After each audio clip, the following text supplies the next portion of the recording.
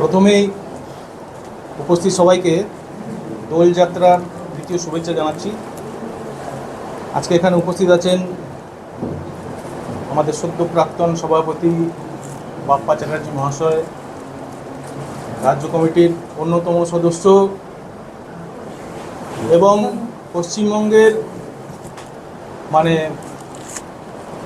প্রথম যদি সংকট বহুল এলাকা হিসেবে বিচার করা যায় সেই সব জায়গায় বসিরহাট, হাড়োয়া এই সমস্ত এলাকায় সংগঠনের কাজকে এগিয়ে নিয়ে যাওয়ার জন্য যিনি নিরলসভাবে সাহসিকতার সঙ্গে কাজ করে চলেছেন সেই কৃষ্ণেন্দু মুখার্জি।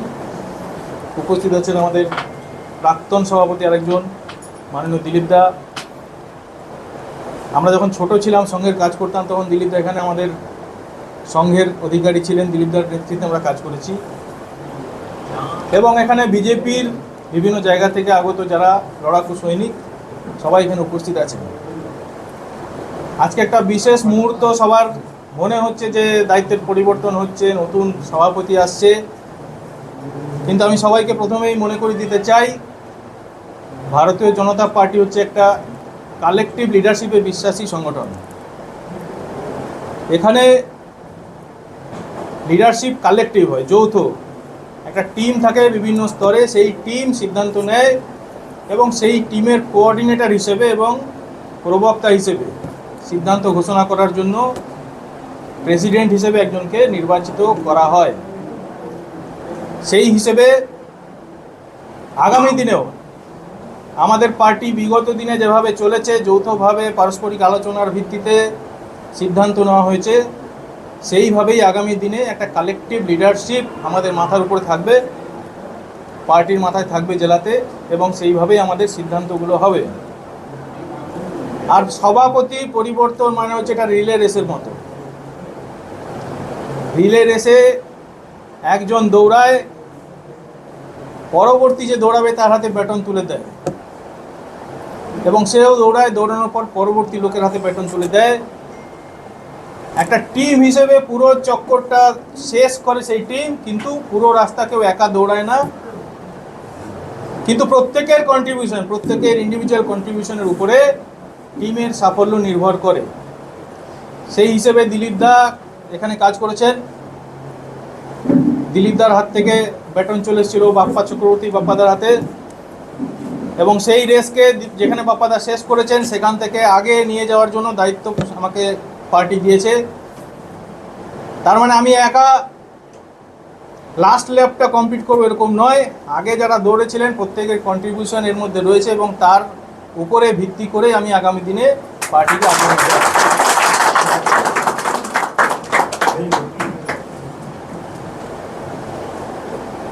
গাছ কাটা হয়। গাছ কাটার সময়তে কুড়োল দিয়ে কোপ মারতে মারতে মারতে মারতে একটা সময় আছে গাছ পড়েনি কিন্তু অনেকটা কাটা হয়ে গেছে। লাস্ট কোপটা যখন পরে গাছ পড়ে যায়, সেই লাস্ট কোপটা যে মারে সে যদি মনে করে আমার একার ক্রেডিট আছে, আমি একাই গাছটাকে ফেলে দিলাম, সেটা কিন্তু সত্য নয়। প্রত্যেকটা কোপ যে মেরেছিল প্রত্যেকেরই কন্ট্রিবিউশন ছিল কাজটাকে শেষ করার জন্য। সৌভাগ্যক্রমে যে লাস্ট কোপটা মেরেছে সে সেই সময়তে কোপ মারার সুযোগ পেয়েছে। সেই হিসেবে 2026-এর নির্বাচন এবং সেই নির্বাচনে সভাপতি হিসেবে আমাকে প্রদেশ আমার উপরে, পার্টি আমার উপরে ভরসা রেখেছে শেষ ল্যাপটা দেওয়ার জন্য। এবং আগামী দিনে আমাদের পার্টির যে সমস্ত কার্যকর্তা বিভিন্ন স্তরে কাজ করছেন তাদের সবাই মিলে আমাদেরকে এই শেষ ল্যাপটা শেষ করতে হবে এবং 26-এ 7-7 এই সংকল্প নিয়ে আমাদেরকে এগোতে হবে। এর নিচে কোনো চিন্তাভাবনা, কোনো আলোচনা কোনো কার্যকর্তার কাছে আমরা শুনতে চাই না। পার্টিতে কোনো ধরনের আলোচনা শুনতে চাই না। ওই বিধানসভা কী করে হবে, ওই বিধানসভাতে পিছিয়ে রয়েছি, কোনো বিধানসভা এগিয়ে রয়েছি, কোনো বিধানসভা পিছিয়ে রয়েছি, কিন্তু আমাদের হাতে এখনও যেটুকু সময় আছে সেইটুকু সময় আমাদের গুছানোর সময়, এবং সেই সময়টা যথেষ্ট সময় বলে আমি মনে করি। আমরা প্রত্যেক কার্যকর্তা যদি এই কটা দিন নিরলসভাবে পার্টির সিস্টেম অনুসারে কাজ করে যাই, তাহলে আসানসোলের বুকে 7-7 এটা কোনো অলীক কল্পনা নয়, এটা বাস্তবে রূপায়িত হবে। এটা সময় বলবে কে কে কাকে ঘিরবে আর কে কাকে মারবে, কে কাকে ঠুসো মারবে, সময় বলবে। আমরাও হাতে চুরি পরে বসে নেই, এই কথা হুমায়ুন কবিরকে মনে রাখতে হবে। এরকম অনেক নেতা আমরা দেখেছি। হুমায়ুন কবির যেটা করতে চাইছে সেটা হচ্ছে যে মুসলিম ভোট যেটা, সেই ভোটটা যেহেতু যদি মানে 5-এ ভেঙে যায়, কংগ্রেস সিপিএমের দিকে কিছু চলে যায়, সেটা আটকানোর জন্য একটা কমিউনাল লাইনে পোলারাইজেশন করে মুসলিম ভোটকে কনসলিডেট করা, তৃণমূলের সঙ্গে নিয়ে যাওয়া, এটারই চেষ্টা করছো।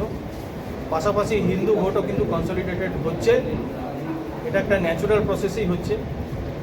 তো 70% হিন্দু আছে আমাদের এখানে, তারা 30% মুসলিম ভোট কনসলিডেটেড হয়ে তারা যদি পোলারাইজেশনের দিকে যায়, তারা যদি কমিউনাল লাইনে ইলেকশনে যেতে চায়, তাহলে হিন্দুরাও কিন্তু কমিউনাল লাইনে ইলেকশনটা করবে এবং কমিউনাল লাইনেই তারা ভোট দেবে। সেই জাগরণ আজকে আপনারা সব দিকে দেখতে পাচ্ছেন। আসানসোলে আসি, আসানসোল আপনাদের দুটো বিধানসভা, এছাড়া যে 5টা বিধানসভা রয়েছে সেই 5টা বিধানসভাতেই কিন্তু তৃণমূল প্রচণ্ড স্ট্রং, এবং তারা তাদের বিরুদ্ধে বারবার বিজেপি সিপিএম সকল বিরোধীরা বারবার অভিযোগ এনেছে যে ভোট দিতেই দেয়নি তারা। এই ভোটারদের আপনারা বুঝমুখী করবেন কীভাবে? কারণ তারা তো রাস্তায় লাঠি বোম এগুলো নিয়ে দাঁড়িয়ে থাকে বলে অভিযোগ উঠেছে। দেখুন, প্রথমেই বলতে চাই, গোটা পশ্চিমবঙ্গে তৃণমূল কোথাও শক্তিশালী নেই। আর তৃণমূলের কোমর ভেঙে গেছে। সরকারটা চালাচ্ছে পুলিশ প্রশাসন এদের মাধ্যমে, এবং ইলেকশন প্রসেসও প্রশাসন এবং পুলিশকে যেভাবে তৃণমূল সরকার ব্যবহার করছে, এই রকম ঘটনা সারা মানে ভারতবর্ষের মধ্যে কোনো জায়গায় এই ধরনের দৃষ্টান্ত পাওয়া যায় না। এটা অত্যন্ত লজ্জাজনক ব্যাপার আমাদের বাঙালি হিন্দুদের সামনে, পশ্চিমবঙ্গবাসীর সামনে অত্যন্ত লজ্জার বিষয় যে বাইরের স্টেটে তারা অবাক হয়ে আমাদেরকে জিজ্ঞেস করে এটা কীভাবে হতে পারে যে পুলিশের যারা প্রমুখ অধিকর্তারা রয়েছেন তারা নির্লজ্জভাবে সরকারের সমস্ত অন্যায়কে সমর্থন করছে, দলদাস বৃদ্ধি করছে। প্রশাসন, ডিএম, এসডিও এরা তৃণমূলের হয়ে ভোট করাচ্ছে। এই বহু উদাহরণ, বহু দৃষ্টান্ত আমাদের সামনে রয়েছে। এরাই ভোটটা করাচ্ছে। তৃণমূল বলে কিছু নেই, তৃণমূলের কোনো সংগঠন নেই। তৃণমূলের মধ্যে খালি তৃণমূল থেকে যারা তৃণমূলের উপভোক্তা, বেনিফিশিয়ারি, যারা করে খাচ্ছে, সিন্ডিকেট রাজ করে খাচ্ছে, তোলা তুলছে, এরাই তৃণমূলের সঙ্গে রয়েছে। বাকি সাধারণ মানুষ তৃণমূলের সঙ্গে নেই। এই দুষ্কৃতীদের আটকানোর জন্য আমাদের ভারতীয় জনতা পার্টির যে স্ট্রেংথ রয়েছে সেটা যথেষ্ট। পুলিশকে একটু সরিয়ে নিলে আমরা তৃণমূলকে রাস্তায় ইঞ্চিতে দেখে নিতে পারবো। তৃণমূল আমাদের কোনো টক্করে আসার মতো জায়গাতে নেই এখন। আসানসোলে বুধবার লোকসভা माता की जय, भारत माता की जय, बीजेपी जिंदाबाद, भारत माता की तनुदा जिंदाबाद, बाबा जिंदाबाद,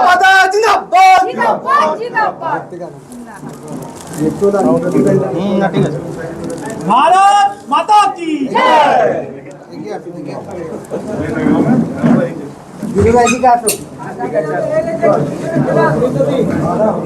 ছাড়ুন তো এটা प्रयागराज না কামাখ্যা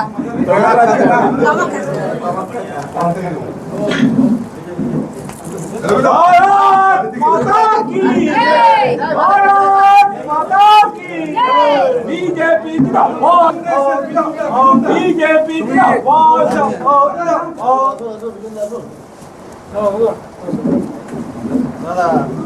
দেখি আসুন আসুন কলকাতা আসুন এই তো বলতে আসো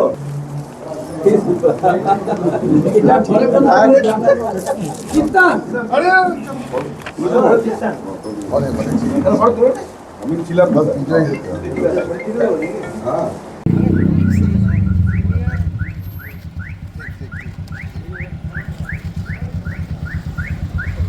সাইড করে একটু সাইড করে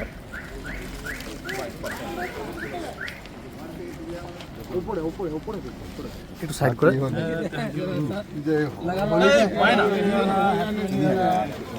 यहीं पर हो जाने, हाँ यही हो जाएगा होली यहीं पर ही ऊपर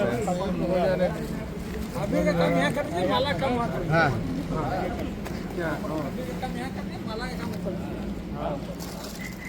চিনতে পারবেন गाड़ी का चाबी का এবারে আবার ছবি ছাপতে হবে নতুন মানুষকে চেনার आगे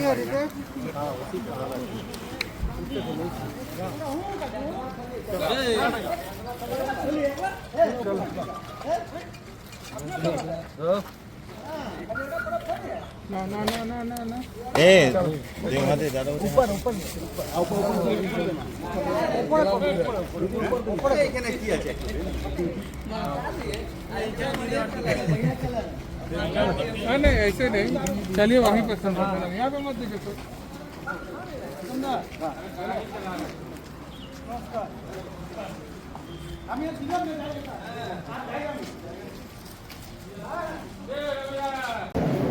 চব্বিশে নির্বাচন ঠিক তার 1 বছর আগে আপনি এখানে জেলা সভাপতি পদে দায়িত্ব পেলেন, লড়াই কতটা কঠিন হতে পারে?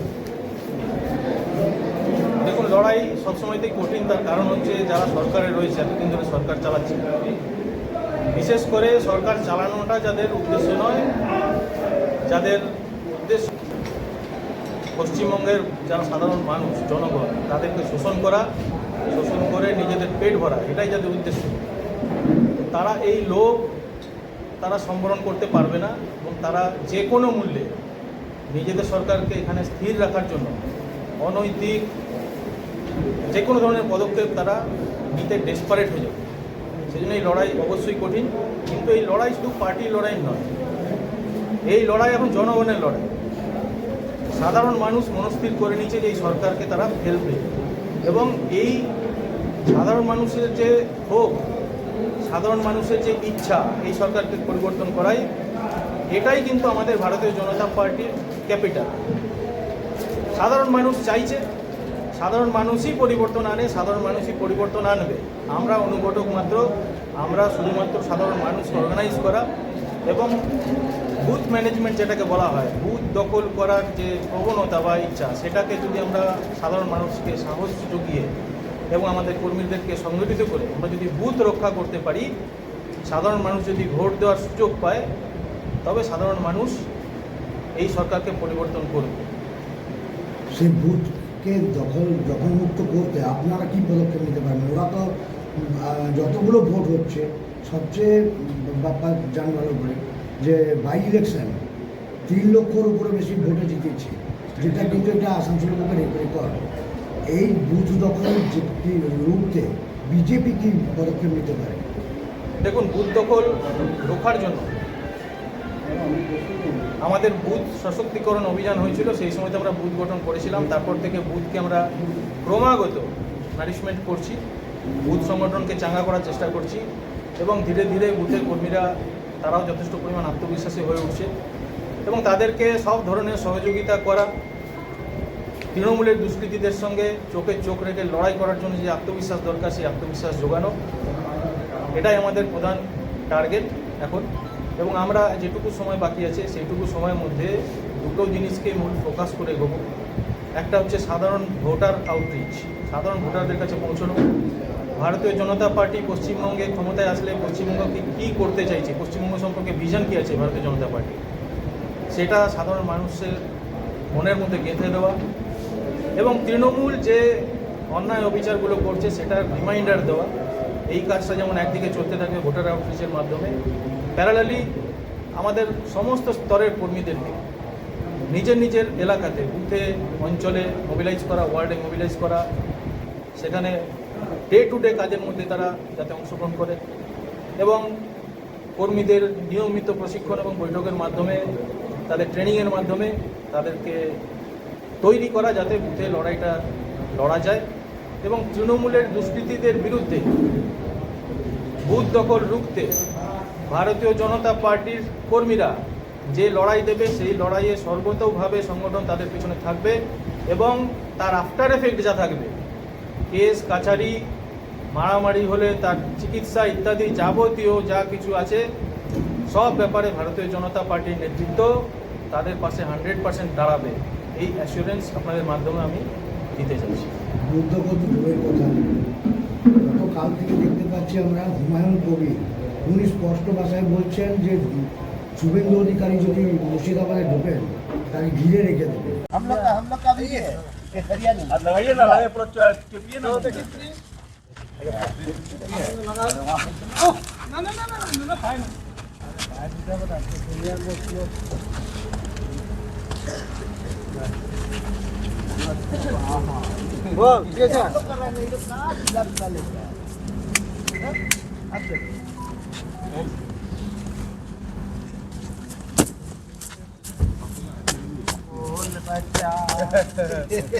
ভিগু के ভালো করে লাগাও ভিগু के এক প্রমোদ ভিগু के লাগাও ভালো করে সুদীপ লাগাতে পারছিস ভিগু के আমরা কালকে পুরো লাগিয়ে দিই पीला पीला ही लेके आए हैं ना क्या पीला लाया पीला सब पीला सब पीला क्या है भाई ব্যাপার ধরে নেই ये अब